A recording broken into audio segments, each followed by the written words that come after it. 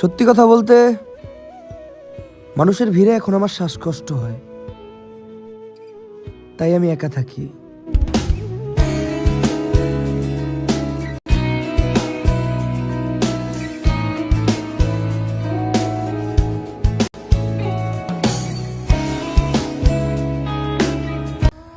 হেরে গেছি ভাই, আমি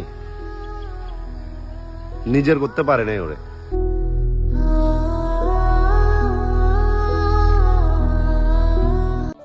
আমি আমার আশেপাশের মানুষগুলোর এমন ভাবে রং পাল্টাতে দেখছি যে আমি না চাইতেও একাকিত্বরে আপন করে নিতে বাধ্য হইছি।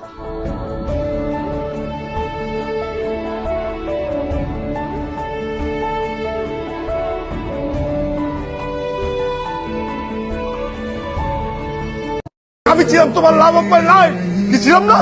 এখন এত চেঞ্জ। তুমি আসলে আমাকে ছাড়া ভালোই আছো, সবাই ভালো থাকে, শুধু বলার জন্য বলে তোমাকে ছাড়া আমি ভালো থাকবো না। তুমিও বলার জন্য বলেছো। সুন্দর ছিল আমাদের গল্পটা, তবে পূর্ণতা পেল না। ভালোবাসার কোনো কমতি ছিল না, তবে তাকে পাওয়া হলো না। কি অদ্ভুত ব্যাপার, তাই না? আমি এত সাধনার পরেও তাকে পেলাম না, কিন্তু অন্য কেউ কোনো সাধনা ছাড়াই তাকে পেয়ে যাবে।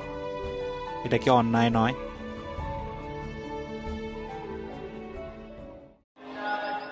নেশার মতো ছিল তার চেহারাটা, প্রতিদিন না দেখলে মন ভরত না। আজ বহুদিন হলো তারে দেখি না।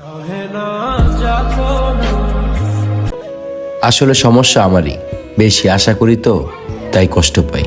আর তার তো কোনো ভুল নাই, কারণ সে তো মেয়ে মানুষ।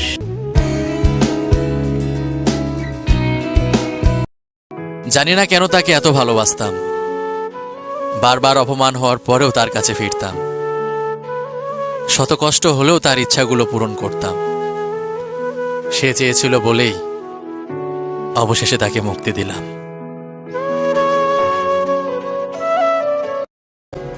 যদি এমন কেউ হতো আমার মন খারাপের সময় আমার পাশে এসে বসে বলতো, তুমি কান্না করো না, তুমি কান্না করলে আমার অনেক কষ্ট হয়।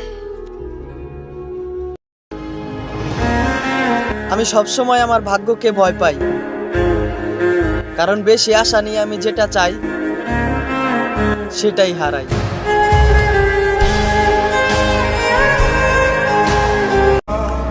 কথায় আছে না, পর কখনো আপন হয় না। Now I can feel that. মানুষ যতটা আপন সাজে ততটাও আপন হয় না।